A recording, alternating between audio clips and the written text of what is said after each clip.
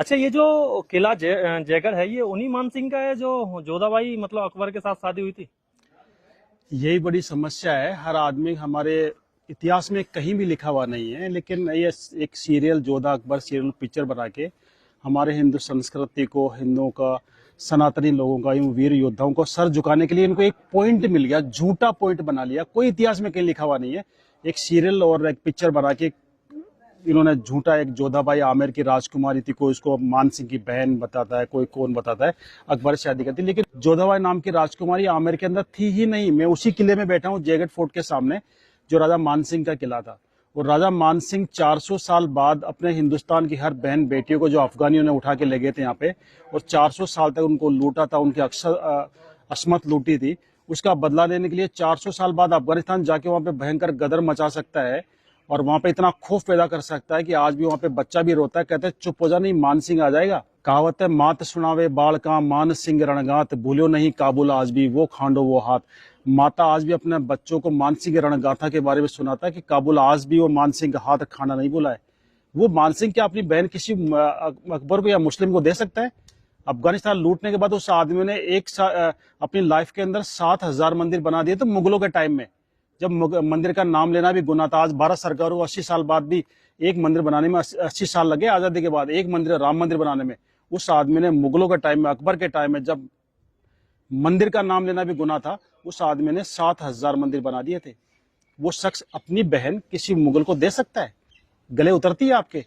ये झूठी कहानी बनाई गई है। जोधा नाम की कोई राजकुमारी थी ही नहीं। मैं आज क्लियर कर दूं आपको, जोधा आमेर के अंदर एक दासी पुत्री थी। मान सिंह के फादर का नाम था भगवान दास और भगवान दास के फादर का नाम था भारमल। राजा भारमल की शादी जोधपुर हुई थी, जोधपुर की राजकुमारी से। उनके साथ जो दासी आई थी वो पर्शियन थी, ईरानी मुसलमान थी, वो शिया मुसलमान थी, पर्शियन थी। उसकी दासी की लड़की, दासी जो डिलीवरी पीरियड में खत्म हो गई थी, उसकी बच्ची, जिसको आमेर की रानी ने, भारमल की वाइफ ने पाल पोस के बड़ा किया, बच्ची की तरह रख के उसको दूध पिला के बड़ा किया। उसकी शादी, क्योंकि वो मुस्लिम थी इसलिए उसका धर्म खराब नहीं हो, इसलिए उसको बेटी के बराबर पाल के उसकी शादी अकबर जैसे बादशाह से करके अपना धर्म निभाया था कि किसी मुस्लिम की शादी हिंदू से नहीं करूं। और लोगों ने उसको कहानी बना दी कि सब जो मान सिंह की सिस्टर थी, मान सिंह की बुआ थी, अकबर से शादी कर दी। मान सिंह जैसा तो योद्धा ही नहीं था। अगर मान सिंह नहीं था उस समय सनातन ही खत्म हो जाता। आज हर मंदिर के ऊपर आपको पचरंगा झंडा नजर आता है। पता है पचरंगा झंडा क्यों लगाते हैं?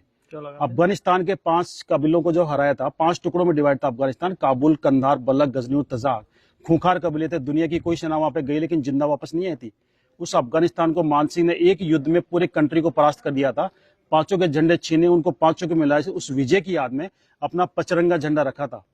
उससे पहले अफगानियों ने यह हालत कर दी थी हिंदुस्तान की। हरिद्वार जाते, हरिद्वार में जितने भी पंडित थे सारे पंडितों को मार दिया था, सारी पूजा वहां पे बंद हो गई थी। मान सिंह ने वहां पे जाके दोबारा से हिंदुस्तान के सारे पंडितों को बुलाया, सोरोजी से बुलाया, आसपास के गांवों से बुलाया, और वापस वहां पे हर की पौड़ी बनाई और दोबारा से वहां पे धार्मिक प्रक्रिया स्टार्ट हुई थी। हिंदुस्तान के हर कोने से पंडित गए थे। राजा मान सिंह को धर्म रक्षक माना था और उनके पचरंगे झंडे को मिला के, 5 कलर को मिला के आगे से तीखा करके उसको धर्म ध्वजा का रूप दिया था। आज हर मंदिर के ऊपर 5 कलर का झंडा क्यों मिलता है?